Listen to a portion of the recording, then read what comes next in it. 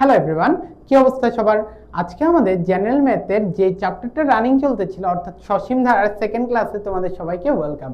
গত ক্লাস অবধি আমরা অ্যাকচুয়ালি খুব ভালোভাবে অনুক্রম এবং ধারা নিয়ে যে ডিফারেন্সিয়েট সেটা খুব ভালোভাবে করা শিখছিলাম, অ্যান্ড অনুক্রমের ক্ষেত্রে যে সাধারণ পদ নির্ণয় সেটাও খুব ভালোভাবে অ্যান্ড ইন ডিটেলসে শেখানোর তোমাদেরকে ট্রাই করছিলাম। আজকে থেকে বেসিক্যালি আমরা ধারার ইন ডিটেলস আলোচনায় ঢুকতে যাচ্ছি। সো আজকে এই চ্যাপ্টারের সেকেন্ড ক্লাস, তোমরা যদি ফার্স্ট ক্লাসটা না দেখে এসে থাকো সেই ক্ষেত্রে আমি তোমাদেরকে রেকমেন্ড করব ভিডিও ডেসক্রিপশন বক্স থেকে প্লেলিস্টে গিয়ে অবশ্যই সেই ক্লাসটা করে আসার ট্রাই করবে। সো আজকে আমাদের সেকেন্ড ক্লাসে আমরা আলোচনা করব বেসিক্যালি ধারার প্রকারভেদ নিয়ে। তোমরা যদি খেয়াল করে থাকো গতদিন আমরা লাস্ট যে টপিকটা পড়ছিলাম অর্থাৎ ধারার যে দুইটা উদাহরণ পড়ছিলাম, ফার্স্ট উদাহরণটা ছিল আমাদের অনেকটা এরকম যে আমাদের 2 + 4 + 6 + 8 + 10 + 12 হলে লাস্টের পদটা আমাদের কত আসছিল? 14। এই ক্ষেত্রে অ্যাকচুয়ালি এখানে সম্পর্কটা কি ছিল? সম্পর্কটা ছিল যে কোনো পদের সাথে যদি আমরা 2 যোগ করি তাহলে পরের পদটা পাচ্ছিলাম। যেমন কিনা 2 এর সাথে 2 যোগ করলে আমরা 4 পাইছি, 4 এর সাথে 2 যোগ করলে 6, 6 এর সাথে 2 যোগ করলে 8, 8 এর সাথে 2 যোগ করলে 10, 10 এর সাথে 2 যোগ করলে 12। তাহলে আমরা 12-র সাথে নিশ্চয়ই 2 যোগ করে পরের পদটা পেতাম। তাহলে পরের পদটা আমাদের কত আসছিল? 14 আসছিল। এর পরবর্তী যে উদাহরণটা ছিল সেই উদাহরণের ক্ষেত্রে দেখা যাচ্ছে কি অ্যাকচুয়ালি যোগ করে মিলে নাই, এখানে কিছু একটা নির্দিষ্ট সংখ্যা দিয়ে গুণ করা লাগছিল। দেখেন কিসের নির্দিষ্ট সংখ্যা? আমাদের স্পেসিফিক এই উদাহরণের ক্ষেত্রে 2 দিয়ে আমরা গুণ করছিলাম। যেমন 2 দুগুণে 4, 4 দুগুণে 8, 8 দুগুণে 16, 16 দুগুণে 32, 32 দুগুণে 64, এভাবে করে 64 দুগুণে 128 হয়েছিল আমাদের ডিজায়ার্ড পদটা। তাহলে তোমরা কি খেয়াল করতেছো ভাইয়া, এখানে ধারার মধ্যে অ্যাকচুয়ালি দুই ধরনের ধারার ব্যাপার আসছে, একটা যোগ করে করেও সম্পর্ক করা যায় আর একটা গুণ করে করেও সম্পর্ক করা যায়। এই সব কিছু নিয়ে বেসিক্যালি আজকে আলোচনা করা হবে। এখানে একটাকে সমান্তর ধারা এবং অন্যটাকে গুণোত্তর ধারা বলা হয়। তবে এটা জানার আগেও অ্যাকচুয়ালি আমরা জেনে আসি বেসিক্যালি ধারাটা অ্যাকচুয়ালি কয় রকম। ধারা বেসিক্যালি হচ্ছে দুই প্রকারের হতে পারে। একটা হলো অসীম ধারা কিংবা ইনফাইনাইট সিরিজ এবং অন্যটি হলো সসীম ধারা কিংবা ফাইনাইট সিরিজ। এখন ভাইয়া অসীম ধারা কিংবা সসীম ধারা ব্যাপারগুলো কিরকম? ধরেন আমাদের আবারও সেম উদাহরণগুলোই আমি রাখছি যেন তোমাদের বুঝতে ইজিয়ার হয়। যেমনটা 2, 4, 6, 8, 10, 12 এরপর প্লাস দিয়ে dot dot dot dot dot dot এটা যেতেই থাকতেছে। তার মানে কি 12-এর পর 14, 16, 18, 20, 22, 24, 26, 28, 30 এভাবে করে অনন্ত অসীম পর্যন্ত যাচ্ছে।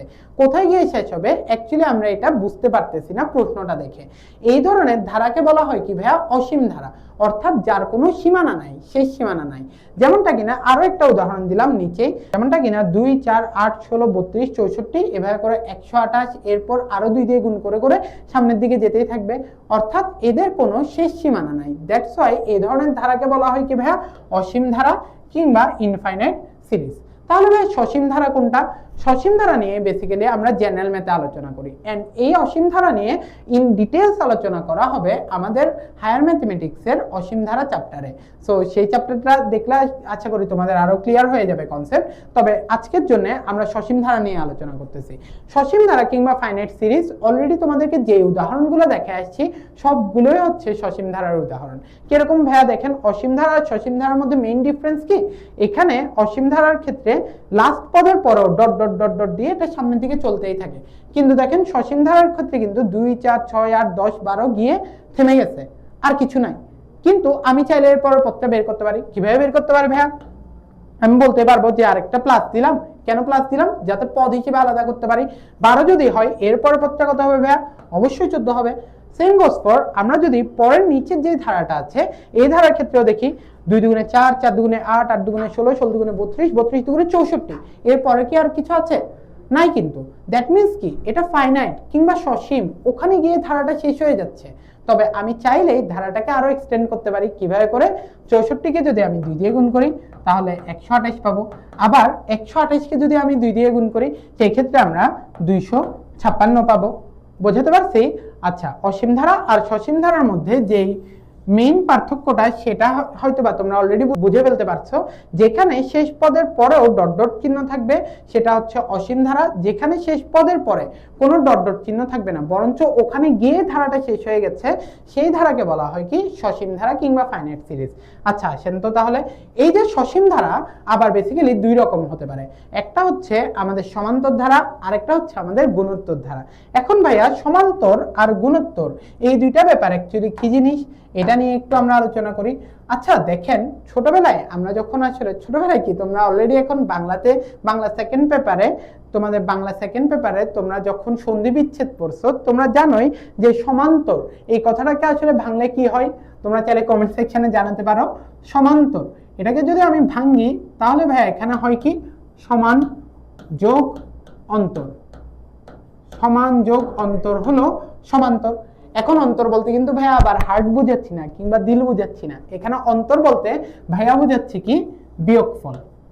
অর্থাৎ পুরো ব্যাপারটাকে যদি ভাইয়া একটু গুছাই বলি, আমাদের সমান্তর ধারা, এখানে সমান্তর বলতে কি বুঝায় সমান অন্তর বিশিষ্ট যে ধারা। এখন অন্তর বলতে তো হার্ট না, অন্তর বলতে তো বিয়োগফল, তার মানে আমি এটাকে খুব ইজিলি বলতে পারি কি সমান বিয়োগফল বিশিষ্ট যেই ধারা তাকেই বলা হবে সমান্তর ধারা। বুঝতে পারছি?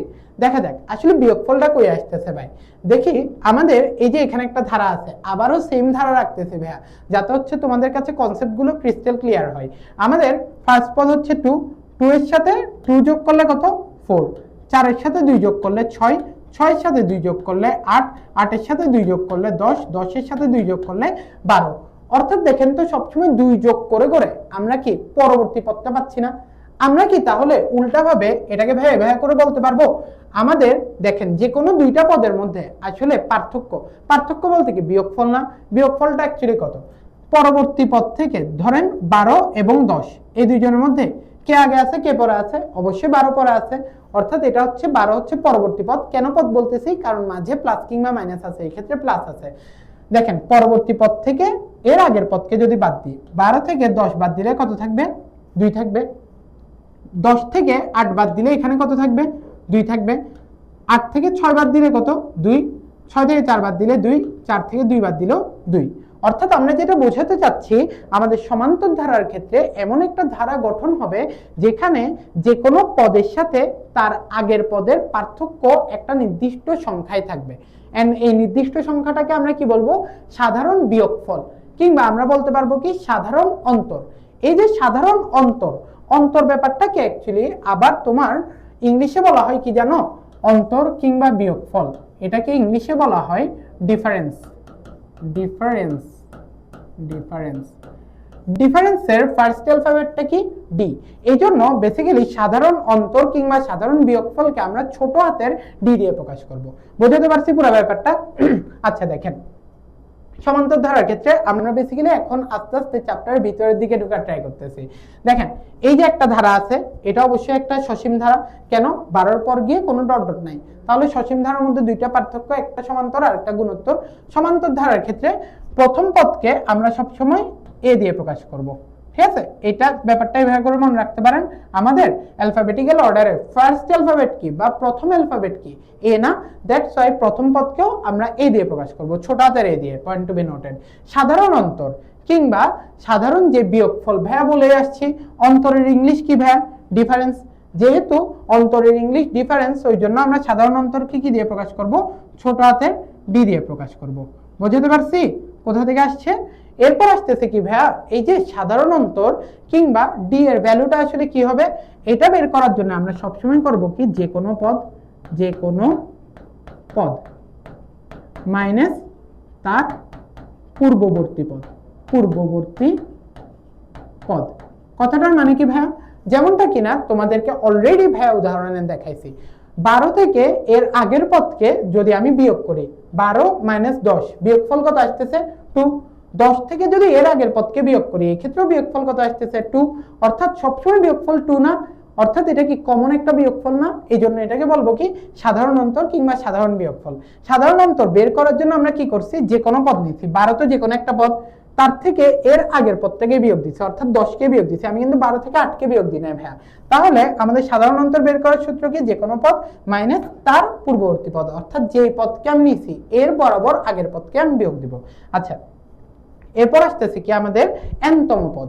এনতম পদ নির্ণয়ের জন্য একটা সূত্র আছে, এই সবগুলো সূত্রের প্রুফ হচ্ছে পরের ক্লাসগুলোতেই তোমরা পেয়ে যাবা।